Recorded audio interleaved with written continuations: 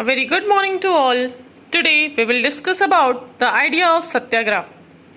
Mahatma Gandhi returned to India in January 1915. लेकिन बेटा वो कहाँ से आए थे? तो as you know, he had come from South Africa where he had successfully fought the racist regime with a novel method of mass agitation which he called Satyagraha. Clear? अब हमारे मन में ये क्वेश्चन आ रहा है कि सत्याग्रह किसे कहते हैं, सत्याग्रह होता क्या है, सत्याग्रह हम कहते किसे हैं। सत्याग्रह का मतलब सत्य के लिए आग्रह होता है। क्या होता है? सत्य के लिए आग्रह। In English, Satyagraha is an idea by which a fight for true cause or against injustice is fought without any violence. तो महात्मा गांधी जब भारत में आए तो आने के बाद उन्होंने 3 जगह सत्याग्रह मूवमेंट स्टार्ट किया। This is very important for you. तो पहला पॉइंट हमारा क्या है, कहाँ पे किया था? 1916 में, है ना।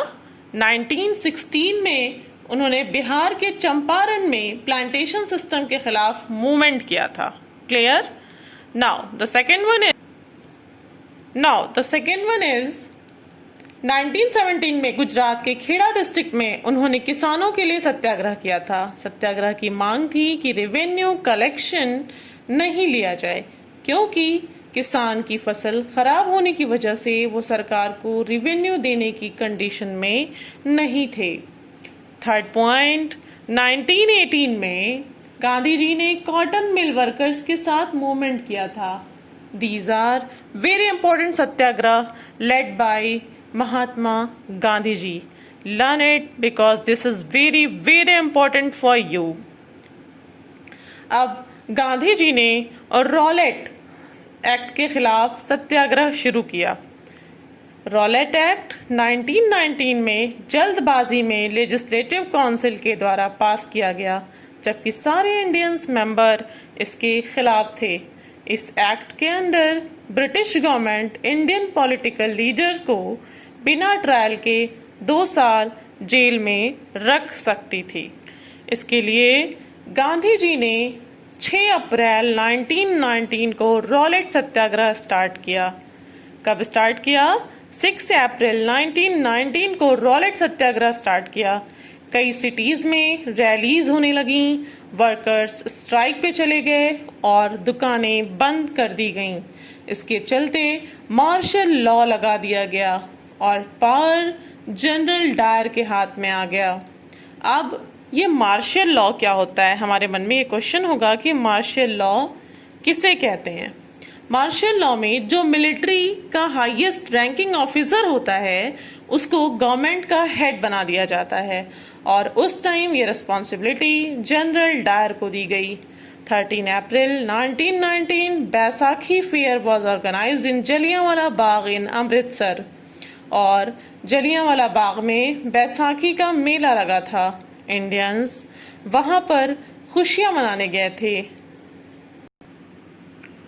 इंडियंस जब 13 अप्रैल 1919 को जब बैसाखी का मेला लगा था तो वहाँ पे जलियांवाला बाग इन अमृतसर में लगा था और जलियांवाला बाग में बैसाखी का जो मेला लगा, इंडियंस वहाँ पर खुशियाँ मनाने आए थे। लेकिन उसी टाइम जनरल डायर वहाँ पे पहुँच गया और उसने सारे एग्जिट पॉइंट को बंद करवा दिया। और जब सारे एग्जिट पॉइंट उसने बंद करवा दिया उसके बाद उसने इंडियंस पे गोलियां चला दी, गोलियां चलवाना शुरू किया।